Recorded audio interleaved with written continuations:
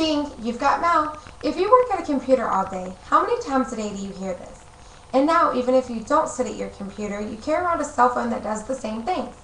Today I will discuss the history of electronic mail, or what we today call email, and how we use it in today's society.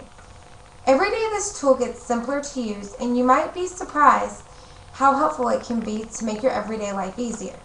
I am not an expert, but I do use a variety of different email accounts every day to benefit my life on the go. During our brief look at the use of email, its history, and its uses, we will talk about where and how it originated, its different uses, and its challenges. First, let's talk about where it came from and how it got started. In 1965, when email first got its start, it was a little more than what we know today as a file directory. It just puts a message in another user's directory in a spot where they can see it when they log in. Simple as that. Similar to leaving a note on someone's desk, except it limits the number of people who have access to it and provides much more privacy. Before internet began, email could only be used to send messages to various users of the same computer. Once technology evolved, computers began to talk to each other over networks. The next step was to be able to put a message in an envelope and address it. In response to the need, Ray Tomlinson invented email in 1972 by initiating the use of the ampersand, the @ symbol, to separate the names of the user and their machine. He picked the ampersand symbol from the computer keyboard to denote sending messages from one computer to another. Despite what the World Wide Web offers, email remains the most important application of the internet and the most widely used facility it has. Today, more than 600 million people internationally use email. Secondly, let's talk about its different uses. In society, things like flaming and email bankruptcy occur. Flaming happens when one person sends another person an angry message.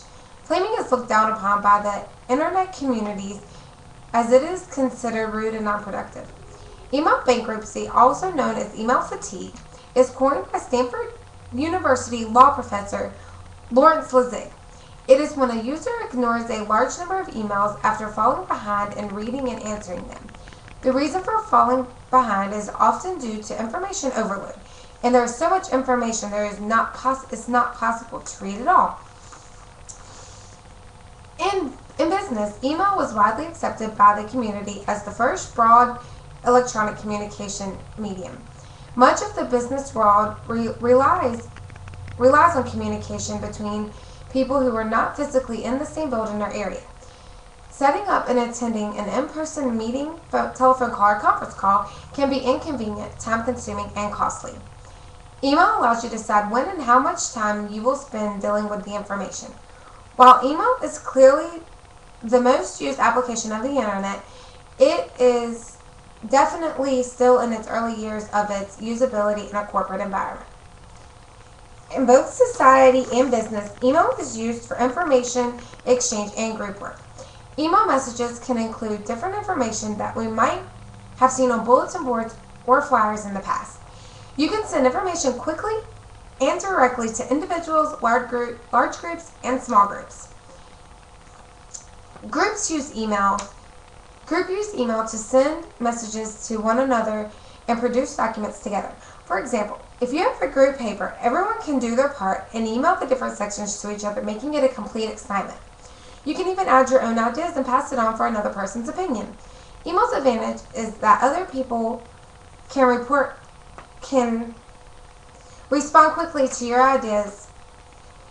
Third, let's talk about its challenges. Using email can also create many challenges such as information overload, computer viruses, privacy issues, and many more. A December 2007 New York Times blog post describes email as a $650 billion drag on the economy. Probably everyone here today has received a spam email or had a bad encounter with a computer virus. Spamming is unsolicited commercial email. Because of the very low cost of sending email, spammers can send hundreds of millions of email messages each day over an inexpensive internet connection. Active spammers send high volume of mail, resulting in information overload for many computer users. Next, viruses use email as a way of replicating themselves into vulnerable computers. Viruses are most common today on the more popular Microsoft Windows operating systems. Email privacy without some security precautions can be compromised. Email messages have to go through intermediate computers before reaching their destination, leaving plenty of time and ways for others to intercept and read messages.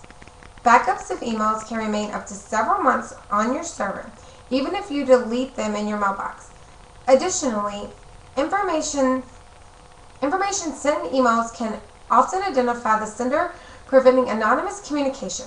Many mailbox sites do not protect logins and passwords, making them easy to intercept. Many companies have the right to search and read employee email, especially in the government, nonprofit, and healthcare fields. According to the American Management Association, 47% of companies review email. Other challenges of using email involve email property malfunctions, such as tracking, forwarding, and reply all. How do you establish when a message was written, sent, and received, or what time zone it was sent in? Many of us have had the experience as either the sender or receiver of receiving a message that was expected hours or days before it's sent it. These obstacles may be the system itself, getting our computers to do what we want them to do, or even unexplainable. Forwarding and reply all have also been a challenge. Have you ever hit reply all on an email to realize you just sent a personal email to your whole company? The easiness of forwarding and reply all sometimes can get you into trouble or even be very embarrassing. Today we have taken a brief look at the wonderful world of emailing. We have taken a look at the good and bad aspects and how it can make your life easier. We talked about its creation dating back to the mid-1900s and how it evolved into the email we know today. Next, we explored its different uses, and finally we talked about its challenges. So the next time you hear the ding of your computer followed by "You've got mail," think about all the different ways you can use it and how we should be appreciative we have this mode of communication.